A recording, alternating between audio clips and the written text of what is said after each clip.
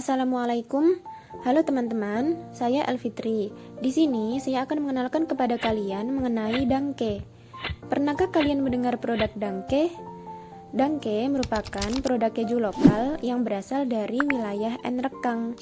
Dangke atau yang biasa dikenal sebagai keju Enrekang ini biasanya dibuat dari susu kerbau atau susu sapi tanpa adanya proses fermentasi.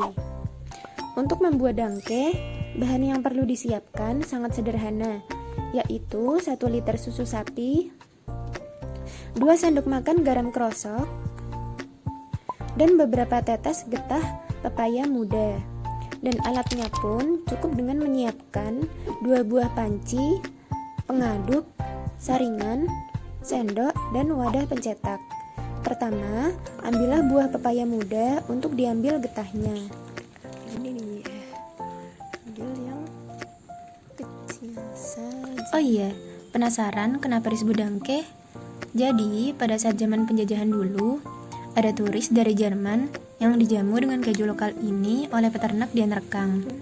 Lalu, saat turis tersebut ingin pulang, dikasihlah keju tersebut oleh peternak sebagai oleh-oleh. Lalu, si turis pun membalasnya dengan mengucapkan dangke. Si peternak ngiranya kalau keju yang dikasihin itu dinamai dengan nama dangke. Makanya dia terus nyebarin dan digunakan hingga sekarang. Siapkan getah buah pepaya muda dengan disayat dan diambil beberapa tetes saja. Jangan sampai terlalu banyak, karena akan membuat dangke menjadi pahit. Getah dapat dilarutkan dengan sedikit air agar tidak terlalu pekat. Dalam 1 liter, dapat digunakan sekitar 1/4 sendok makan saja getah pepaya. Namun secara spesifik, tingkat keasaman getah pepaya ini berbeda-beda tergantung dari jenis pepaya, kandungan, dan tingkat kematangan buah. Serta yang terpenting ialah faktor tanah dan tempat pepaya tumbuh. Oleh karena itu, sebaiknya disesuaikan saja secara pribadi dalam pembuatannya. Diberikan sedikit-sedikit hingga susu menggumpal.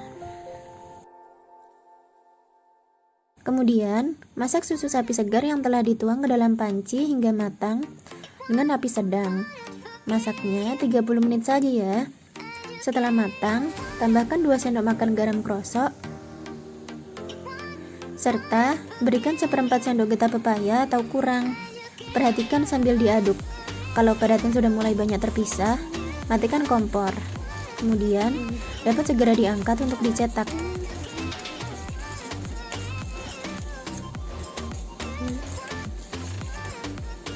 Mengapa menggunakan getah pepaya? Selain sifatnya alami, enzim paparin pada getah pepaya merupakan jenis enzim proteolitik yang berfungsi sebagai koagulan. Gabungan enzim proteolitik, yaitu protease dan peptidase pada getah pepaya, akan memecah 90% ikatan peptida memisahkan protein susu dengan air, sehingga padatan dan air dapat terpisah. Setelah kering, padatan biasa dicetak dengan batok kelapa. Namun sesuaikan saja dengan yang ada, seperti dengan mangkuk kecil. Kebetulan saya merasa centong sayur ini sepertinya cukup. Saya gunakan ini saja. Setelah disesuaikan dengan wadah, padatan ditekan-tekan hingga terasa benar-benar padat, serta untuk mengeluarkan cairan yang tersisa. Setelah selesai, dangke dapat segera dikonsumsi. Biasanya dibungkus dengan daun pisang, serta biasa diolah dengan dibakar ataupun dipanggang, serta dapat pula dijadikan sebagai keripik. Namun, dangke juga dapat disimpan dalam refrigerator maksimal hingga seminggu ke depan. Selama di refrigerator, dangke dapat ditutup dengan plastik wrap agar lebih rapih.